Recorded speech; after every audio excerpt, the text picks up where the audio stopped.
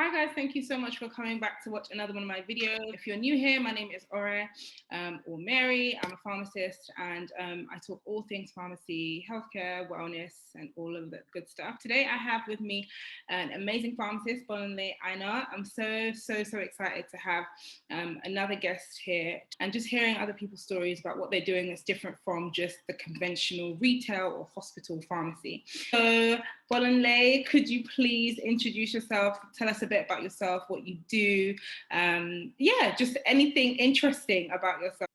Thank you, Jorge, and thank you for bringing me to this platform. My name is Bolanle, and I started my journey in pharmacy from the Obafemi Awolowo University. So I graduated from pharmacy back in Nigeria. And at that time, when I finished as a best graduating student in my class.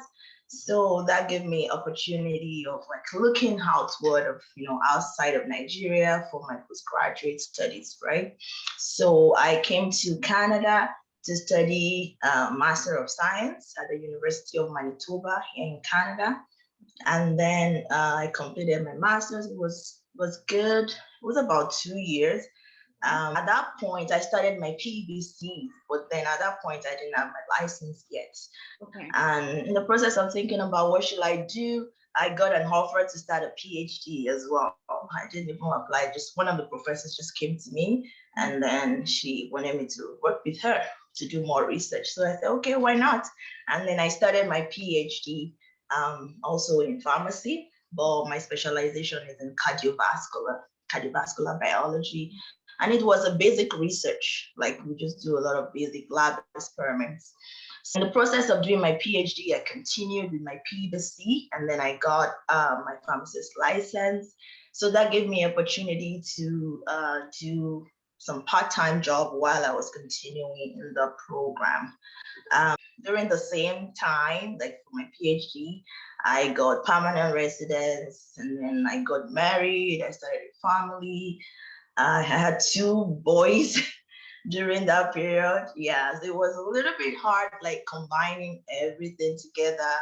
So I went back to my pharmacy job, which was in the community after my mat leave. And then during that time, like going back to that work, I just thought about how can I make use of my research skills, and still be relevant, like in in pharmacy or in healthcare generally. And that's what brought me to what I'm doing today. So right now, apart from my pharmacist job, I also work as a medical editor for an online healthcare company. Just help them to review some documents, some healthcare information, generate articles, and that's what I'm doing. That's who I'm. That is amazing. I feel like there's a couple of things I wanted to touch on before we kind of like actually get into the gist of things. Something I always like to point out is people who are doing multiple things at the same time. So you were doing your PhD and at the same time doing your PVC, like, Yeah. those. So how did you find that? How did you find coupling those two things together? Yeah, it was. You just have to learn how to manage your time. Like in this case, time was money to me. I had to how to prioritize. I was always studying for any free time I have during my school time. I'm doing research, I'm reading, I'm doing experiments. Maybe I'm waiting for something to happen with my experiments. I'm using that time to study, right? So, and when you're in the PhD program or master's program, there is no holiday. Like you only have like 3 weeks of holiday in the whole year. So I use my holiday to study. So I plan my exam, like my PVC exam, towards my holiday for that year. So I take like that 2 weeks before the exam to do the final preparation to kind of finish it off. Yeah, so it involves a lot of time management skills to kind of weigh things together. And also, I had to cut off a lot of things, like socials. You have to like limit it. You can't really be out with friends, with family and stuff like that. But overall, as long as you have something in view, you have a goal that you want to achieve, you put in your best, then Yeah. You talked about the fact that you do medical writing, which is really, really, really interesting. It's a role that I've come across in many different, like in Canada and in the UK as well. I know it's a very popular role. Probably more in North America, just in my opinion. I don't know, I might be wrong. And I know that I have a lot of pharmacy colleagues who do it for companies, so like pharma companies, you know, Yes. AstraZeneca's and so on and so forth. So tell us a bit about that. How did you get into medical writing? So as I said, after going back to pharmacy practice, like I found it a little bit, boring, like just doing the same thing over. So what I started doing that was just to start writing, and even when I started writing at that point, I didn't even know what medical writing was. So I just started writing out of my own personal interest in reading and writing. So I started a blog. I actually created that website. I spent about $200 to make the website. With Wix, it's very easy to make. It's just a simple one-page blog website. And then I started posting information there. Like, let's say I get a question in the pharmacy and maybe I get question often. That gives me an idea that people are looking for this information, right? So that forms the basis of the topics that I choose there. So I just write a simple, usually between 800 to 1,000 words. I put it on the blog and then I share it on LinkedIn. I share it on my social media platforms, Instagram, Facebook, and stuff like that. And I mean, it just gave me joy once I put that new blog post there. I don't even care how many people are going there to read. I'm just happy. After a couple of months, about 3 months exactly, I just got a message on LinkedIn from somebody that wanted me to be writing for them. That's how I got the position. It wasn't even an interview. And that's when I realized, oh, this might actually be a thing. And then I started reading more about it. I like that it's like something that started as a passion, right? A passion for just writing, just enjoying something different than just working in a pharmacy. And I think it's so interesting because, I mean, did you have any like writing skills in the past? Did you take any courses? No, I didn't take any course, but I mean, the process of going to graduate school, I believe, prepared me for that. Like, you're going to get a PhD. I did a lot of, I have some publications as well. Like, so I think that's where I got the experience from. Important thing you mentioned is you didn't really care how many people were coming to, view the website. You didn't care how many people were watching it. You just kind of like continue doing that. And I think that's so important for all of us, essentially. I always say that as pharmacists, we are so diverse in the skills that we have. Like, we don't just have, it's not just pharmacy that we have a skill in. We have mathematical skills. We have like great writing skills, English skills, or whatever language it is that we practice in. And I think that people sometimes put themselves in a box and expect that, that's the only way that I can be successful, just in that little box. But, you're doing something amazing. How did you balance that job with like did you continue once you got your license? Did you continue practicing as a pharmacist, or did you leave and do writing full time? Yeah, I still combine both for now, because the writing contract that I have right now is just a kind of side gig, like a freelance. Yeah, so but I mean, it's afforded me the opportunity of doing what I love, continue to do what I love to do. I love writing. And then it kind of motivates me to want to do more. So I still combine that with my work. My work in the pharmacy right now, it's only part-time anyway, so I don't do the full 40 hours. So the remaining few hours that I have, I can use that to do more reading and more writing, and then, yeah. How do you find retail pharmacy? What's your take on it? Is it something that you enjoy? Do you find passionate about it? Retail pharmacy is just another world entirely. Yeah. Sometimes the demands can be really high.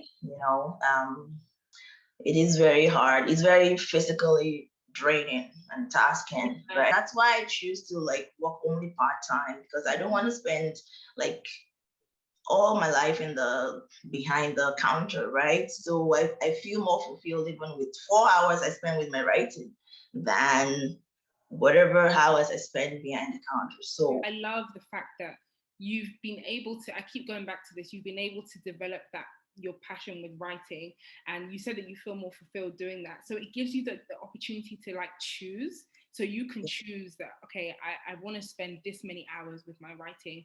And that just came from putting yourself out there. Sometimes we get scared, you know, as individuals to put ourselves out there. It's like, oh, will people like what I do? Will people think that what I'm a will good people writer? say? Yeah, what will people say? Will people think like, oh, why is she wasting her time? And but at the end of the day, like you are an example that, you know, putting yourself out there definitely benefits, whether it's now, in 5 years time, in 2 years time. Like there is a goal, there is something in sight that I guess we can all benefit from if we continue to put ourselves out. How long did it take you to do, you mentioned that your master's was 2 years.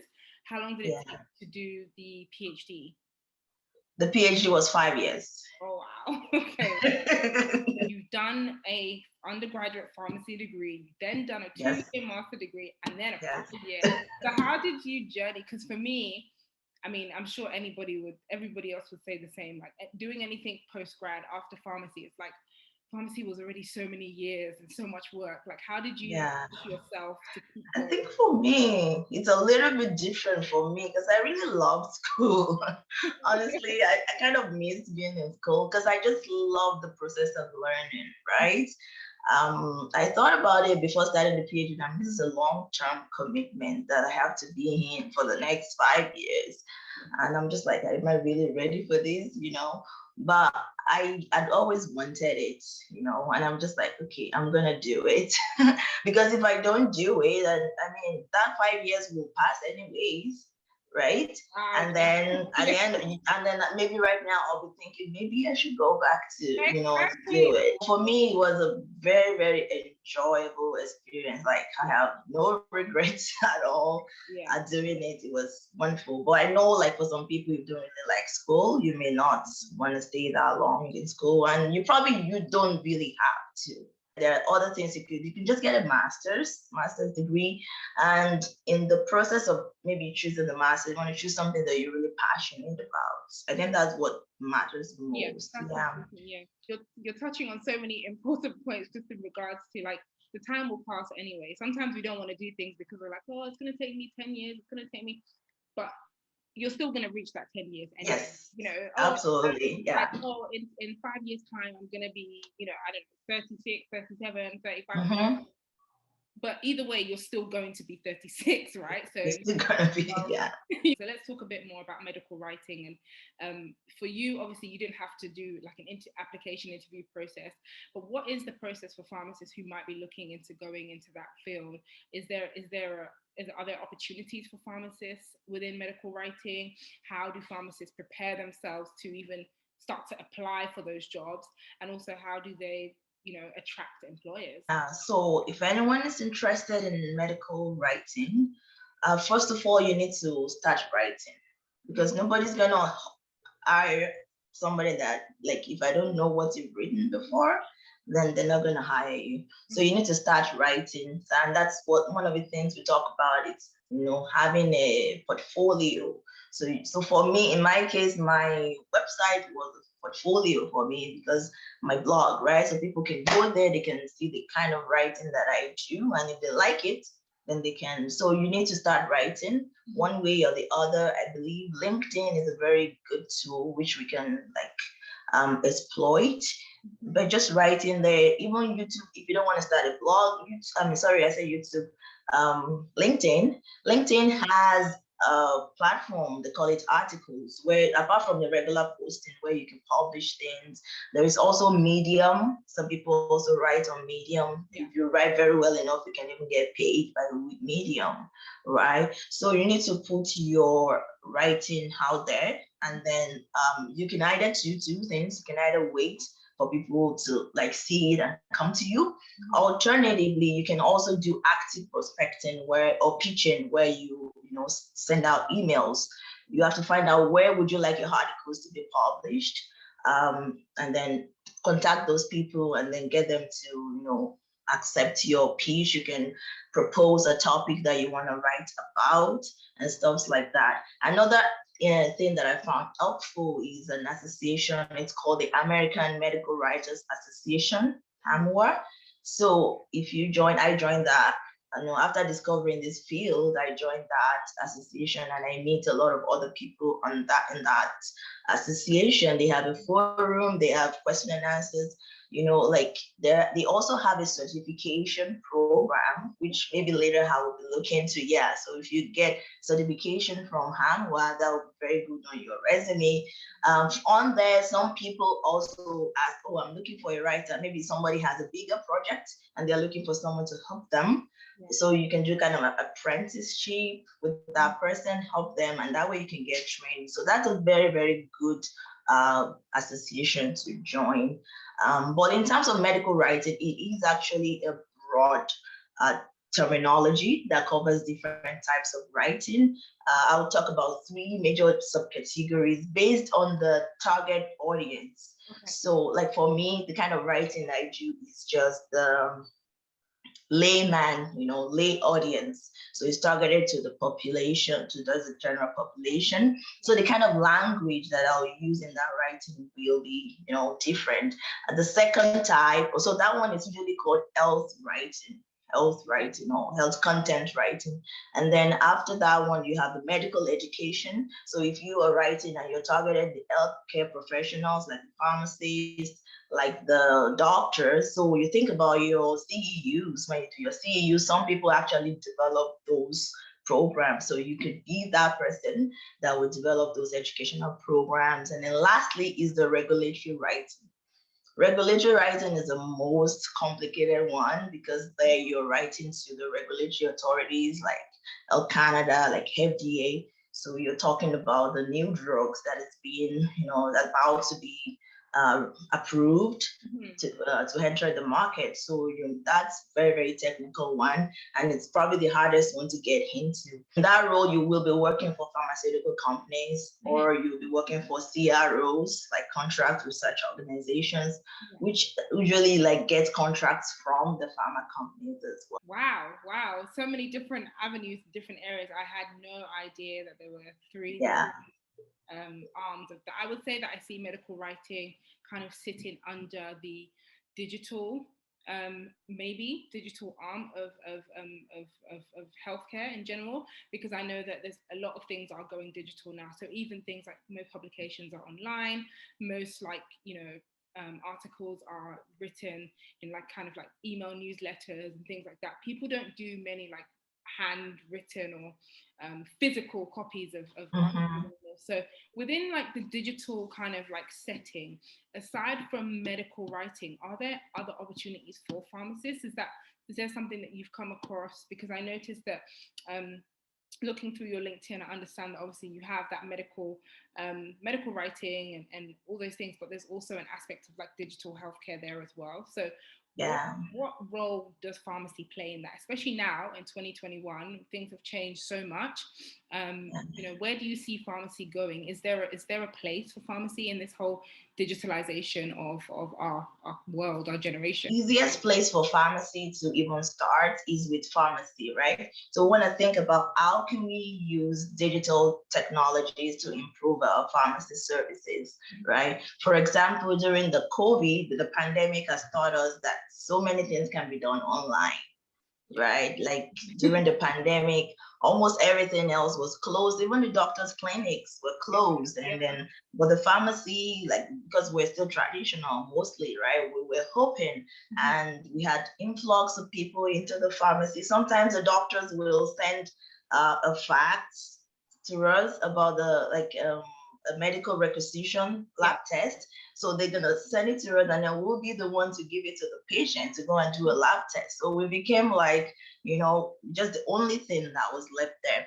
But I think because of the digital transformation that the pandemic has brought, is teaching us in pharmacy that there are opportunities for pharmacies to go digital, right? So I've seen a lot of online pharmacies coming up, people just, devising ways to make pharmacy services more accessible to people. So that's one thing. So digital digitalization can help us to be more accessible, right? So prescriptions can be sent directly to the pharmacy, and then pharmacy make you ready, send it back home to the patient. And then counseling can be done online, either via the phone or even via web platforms like this, right? So I believe that is going to be, there'll be more of that in the future of pharmacy. The digitalization also can help to increase the business in pharmacy. Like now we know that all pharmacies now, they have presence online. So you want to have a website, pharmacies should have websites. If possible, they should have apps. I'm seeing a lot of the bigger pharmacies doing that now, like health apps, which you can use to engage the people, the customers, so that they, they stay, the business stays with that pharmacy. I think the pharmacists can have more roles, because I believe there'll be more of remote roles showing up as well, so that pharmacists you can be at home, just work from home, clinically verify the prescriptions, and then another pharmacy will still verify it over there. But I mean, it makes things better, so it can improve the efficiency of the workflow in the pharmacy as well. So those are like the main thing, like starting from pharmacy. But in terms of like on a broader scale, I believe pharmacists should be involved in the development of some of these digital health tools. So I'm talking about like websites, digital healthcare information website, a lot of them now, mobile apps.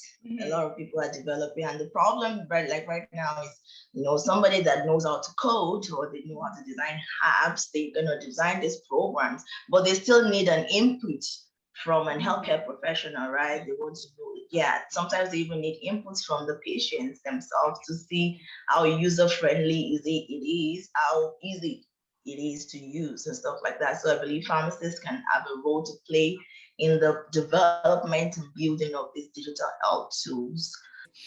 One of the biggest areas for me, especially in Canada, and I was actually going to touch on this and ask you what it's like in Manitoba, because you're the first person I've had on this platform that's from Manitoba, and people from different provinces, and I just feel like I know in Ontario they're starting this whole electronic prescription service.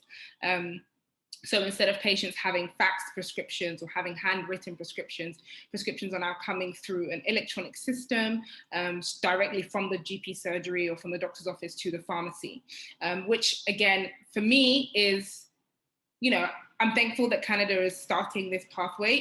Finally, yes, something that has been, in the UK for years. Like, I mean, I think that these things are important. So I don't know what it's like in Manitoba, whether it's something that's already been done. It reduces errors, because one of the biggest things we see with medication errors is writing. When a doctor's writing a prescription handwritten, I find that in a lot of cases, pharmacists are having to essentially guess or assume that, oh yeah, this is what the doctor meant. Where in actual fact, we don't know, right? We don't know unless we call them. Calling the doctor causes a lot of delay. The patient's not happy. They're having to wait, all this stuff. So patient safety is like, it's multiplied in that situation where we're having electronic prescriptions. Forgeries, less chance of having like forged prescriptions if we're having the electronic service. It makes things much more easier and swifter. So I don't know whether that's something that you do in Manitoba. The second side is having electronic systems that allows healthcare to be merged. So for example, in the UK, we use the NHS, right? Now, it doesn't have to look the same, because I know that healthcare in Canada is not the same as healthcare in the UK. But essentially, having that NHS system that's built means that I, as a patient, can go to Dr. So-and-so in Birmingham and have an appointment with him. He will upload the appointment letter onto the system. So that means that when I go to another doctor in Liverpool, that doctor can see, oh, you saw this doctor in Birmingham. This is what they said. It allows transfer of care to be safe, smooth, and effective. Now, I don't know if this is something that's being done in Manitoba. I know for a fact the second thing I mentioned, it's not really happening much in Ontario. So tell Yeah. us about Manitoba. What's it like in regards to prescriptions and in regards to just healthcare systems? So the electronic prescribing, there is something that's called a prescribe IT. Is that what they're Yeah, using? prescribe. Yeah, Yeah. prescribe IT. So the uptake is still very low, like in Manitoba. Like, yeah, so like in my pharmacy, we don't use that yet. Yeah. So, but I hear from someone that some few selected pharmacists, because I think the question is who's going to pay for it, right? So maybe that's one of the limitations, because I know it's not a free thing, Yes. and if government is not paying for it, then the pharmacy is going to have to bear the burden of it, right? So far the uptake is very low for the electronic prescription. So we still do everything by faxes and original copies. So in terms of electronic health records, I believe that it exists. Something that you described right now exists ideally, but right now it's still limited to the doctors. And this is something that I'm really hoping that, in Canada, we start to move forward with, because I am very passionate about patient safety. I'm very passionate about being innovative and being able to think ahead. Like, okay, all of these things are going to cost money, but at the same time, we need to balance it with how, like, look at how much money it would save. Look at how many lives it would potentially save. So all of these things, like you said, with the prescribing, it costs money, but I feel like it will save money in the long run. So it's it just interesting. takes the government to see the bigger picture, right? Yes, there's definitely a bigger picture to it, and I think that money is important, but I find that money is actually the limiting factor in Canada overall. Because of money, we are potentially putting people's lives at risk. So I noticed that you do a little bit of work on nutrition. So I just want to talk about that for a little bit. How do you like merge that, like, healthcare, nutrition? Because I love nutrition, everything nutrition and wellness. I'm so into that as well. So how do you merge that with your role at the moment? Yeah, so like my interest in nutrition, it actually came from my experience during my PhD. So I studied some natural products that can be found in food, so something you can call a nutraceutical, or like something from superfoods. So that gave me, and when I thought about it, so we were using these drugs we're testing them in the cardiac cells, Okay. cardiomyocytes, to see if they can help to prevent the development of heart diseases. So it's more of a prevention. So now I realize that, I mean, if we can use food to prevent development of chronic diseases, then I think that's a great idea. So that's why I looked more into, learning more about foods that are good for your healthy foods generally here and there. Another thing I wanted to mention is that as pharmacists, if you are trying to take up a more interesting role, it's always good to look at what do you like, create a niche. They call it niching down. So nutrition writing for me is more like a niche that I'm trying to carve for myself. I can still write on other things, I can still talk about other things, but that's just one thing that I came to say, okay, let me just pick one focus. Right now, I use it sometimes in part of my counseling, like when I'm counseling, let's say somebody just came in for an hypertensive medication first time, and I can talk to them about that, about the kind of healthy lifestyles that they can use, to kind of prevent the progression of the disease. So I do that. I also have an Instagram page where I post more like a food and health blog. I just post like information about nutrients, micronutrients, and stuff like that. So it's just another area of topic that caught my interest. The last question I wanted to ask you before I kind of just, I always ask everybody to tell us a bit of, like, give us some motivation. What would you tell, a student or up and coming pharmacist? But before that, I wanted to ask about your digital marketing business, because I know that you mentioned that you do something in the area of marketing. So you're quite like, you have so many different avenues and aspects to yourself, but I know that this is quite an important thing for you. So tell us a bit about that, how you got into that, what you do, and how people can actually even, like, reach out to you if they need support with that. Yeah, absolutely.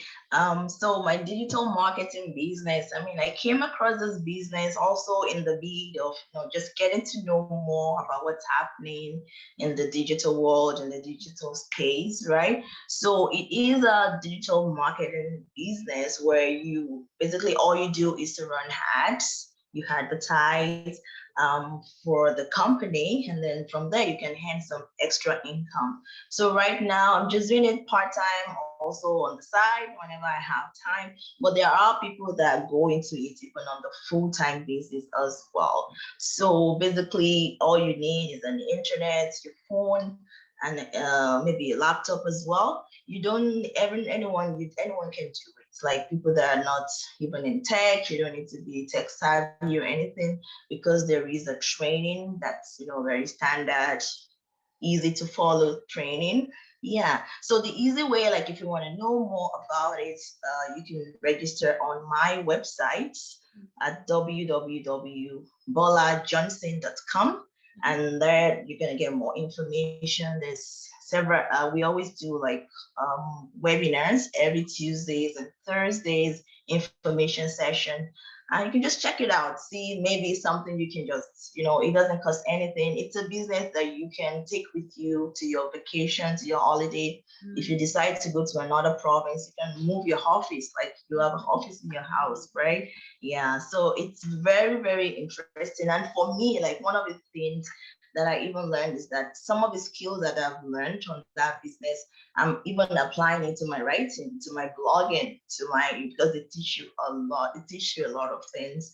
And it even teaches you more about self-awareness, like personal development, mindset shift, how to, just shift your mind from just know one thing like pharmacy. It was like a way of exploring the world for me. That's really interesting. So I'll put all the details in the description box so that obviously people can reach out and people can find out more if they need to and things like that. Thank you so much again. I really appreciate your Welcome. time.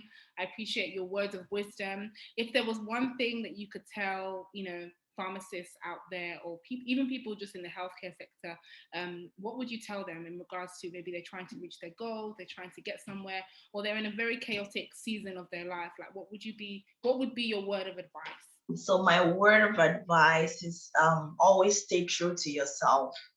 It's sometimes it's easy for you to look at somebody and say, oh, I want to be like this person, or somebody is doing this, or people are doing this, then I need to follow that. Don't follow the trend, but stay true to yourself, and search inwards to see what are really your passion. What is your passion? What do you like? If you don't care about the money, what would you do all day? And then if you look at that, you can match it with what can you do all day and still get paid for. So try to find your passion. And for most of us, I know most people work in the retail pharmacy, right? I mean, just don't be discouraged by the environment. Even though as bad as it is, you can still be happy in some jobs, right? Yeah, so that's one thing. Don't internalize any kind of frustration that you may be having. Just take it lightly, and find a way of being happy and finding peace in every situation. Yeah, I love that. I love that you said about, like, you know, don't look at the money. What would you do if it wasn't about the money? What would you do all day and enjoy? And I think that's where, like, you're able to learn what your passion is, and you can then turn that passion into something that Too. gives you income. Absolutely. In Yeah. the long, it might take time, but essentially, like, the more you build yourself, the more you consistency is key. The more consistent you are, it will bring something in the end. Yeah, so if anyone is interested in like pursuing masters or PhD, you're trying to get into grad school, let's say you're out of Canada right now and you want to come into Canada via the education route, you can reach out to me, and then I can provide you some resources in that line. So I will have in the description box, I'll have Bolanle's LinkedIn, Instagram, and also your website as well, so people can reach out to you if you're okay with that. Thank you so much for taking your time out of your busy weekend to be with me today. You're welcome. I hope that you guys enjoyed the video. I'm excited about this series and having more people who are doing amazing things on here. Thank you guys. Have a great week ahead.